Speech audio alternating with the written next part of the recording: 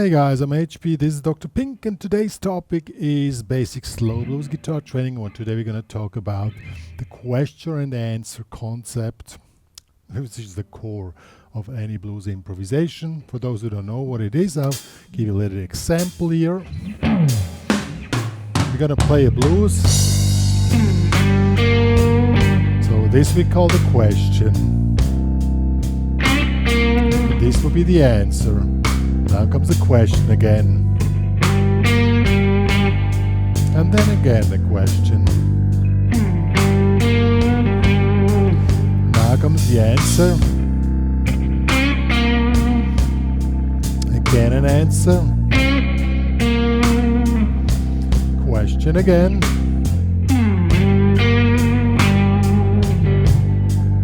You can also make a pause, you don't need to ask the questions all the time. At the end comes the resolution.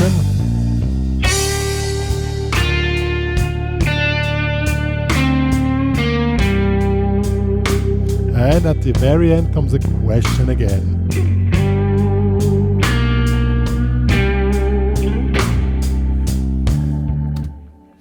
So this is the basic or the core concept of question answer in blues guitar improvisation. And the concept is quite simple to understand, but it can take you like 20, 30, 40 years of playing. You will always find out something new if you understand the basic core, what the question and answer concept is in blues, and that's just what we're going to talk about today. And you probably already noticed it's more about a mindset and not so much about technical stuff. So even if you're a beginner, you can do this from the very start, and that's really cool. And then start to dive deeper and deeper into blues. So let's get started. The basic requirements to do that is you need to know the minor pentatonics. In this case, we have a blues in G, so we're playing the G minor pentatonics. This will be here. Why here? Because this is the G. So this is the G minor pentatonics, and while you learn it, learn where the root note is. That's really important. Root note, and the root note. So 3 times you have the root note. So now we want to create a question. What is a question? It's a little musical motif which, if you want to take it the easy way, starts on a root note and ends on the root note, something like this. So starting on the root note, going away, ending on the root, or you could do whatever. But we want to keep it as simple as possible because we don't want to have it complicated. We want to learn the mindset, so we learn a really simple motif. And it's also important that you learn the rhythm while you do this. So if you 1, 2, 3, 4, so you count like this. So it's 1, 2, 3, 4, and one bar has 4 counts, and then comes the next bar.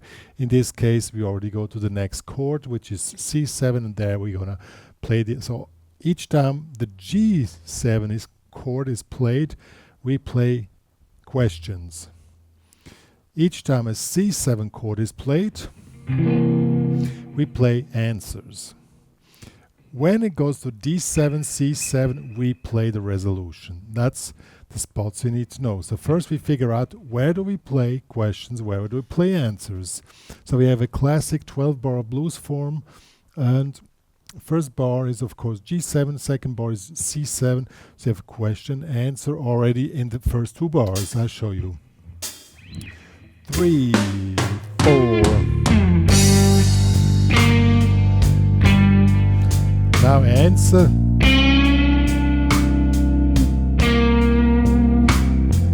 Question. G7 again, question again.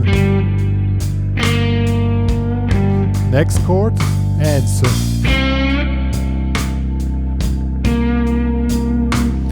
Answer again. And question again. So you can hear exactly when you have a question where you have an answer. Now comes a resolution because it goes to D7.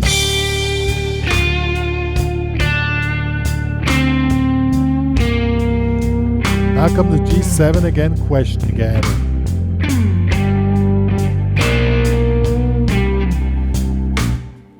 So as you can see, there's a whole mindset going through while you play this blues. It's really important to know that stuff.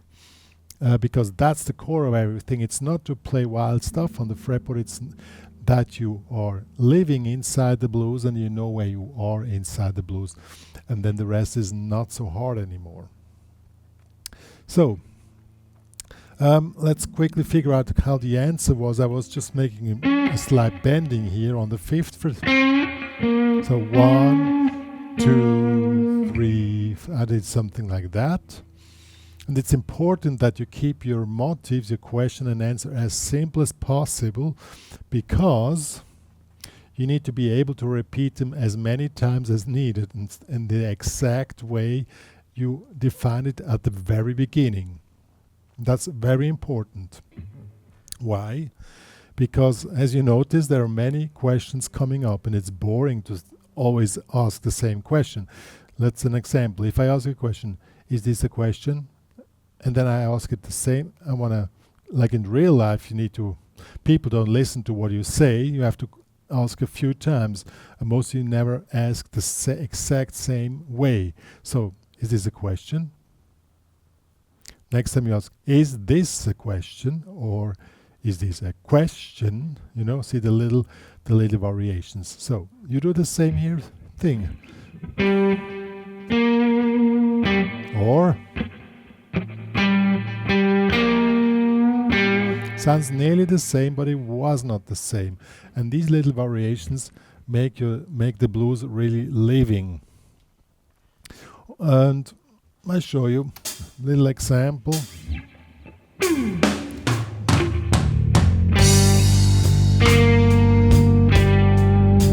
Answer.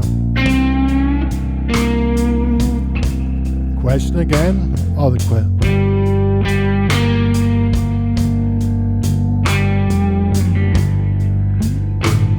See, I was playing this basically the same thing, but it sounded different. And that's what makes your blues sounding really alive and human and cool. But it's still easy to play. The hard thing is the mindset that you always know where you are. And that's the core part of this basic slow blues guitar training. You need to learn where you are, which chord is played. I'm playing a question or playing an answer. And the resolution, I just went to the top root note, just play down till the middle root note. That's also okay. And then you're ready to go. Let's do this, play once again through, and that you see how it works, and with variations. We start with the main question. Now comes the answer. Question again, same question. And now we make a variation. Answer. Answer with variation.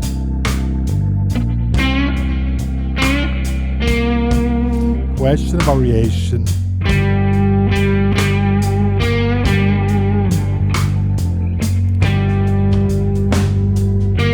Question, other variation, resolution.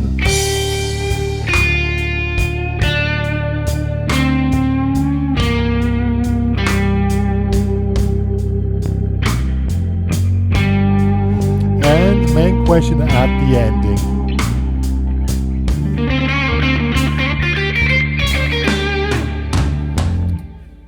I'll play this more advanced lick at the end, that you just see that even when you play basic stuff at the very beginning, it doesn't bother how the blues is, how your perceptions of the blues is, because this main structure I was talking about here is the core of any blues improvisation, or also any other improvisation, I must say.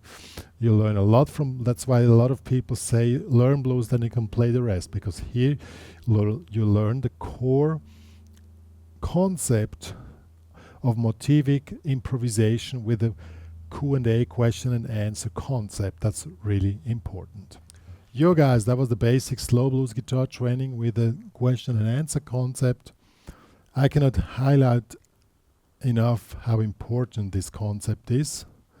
It's in the core really simple, but working on it, as I already mentioned at the beginning of the tutorial, you always find something new how you can work with it.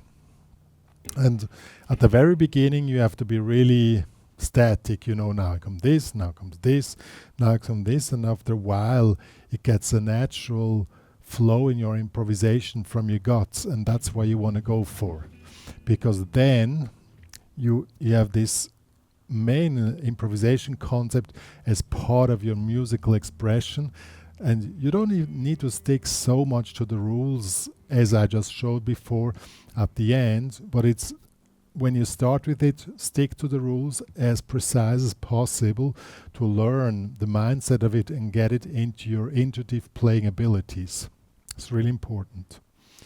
However, I'm gonna write down maybe two examples, or one example of what I just showed as tabs, as Guitar Pro tabs, that you can work with it if it was too fast for you, if you need some assistance, and also provide this backing track I produced for you guys. No AI production techniques, all handmade music, so you can download it in the HPCrazy Guitar Academy.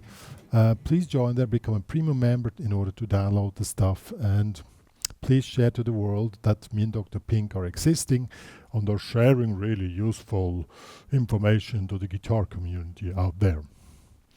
What more to say? That's it. See you guys.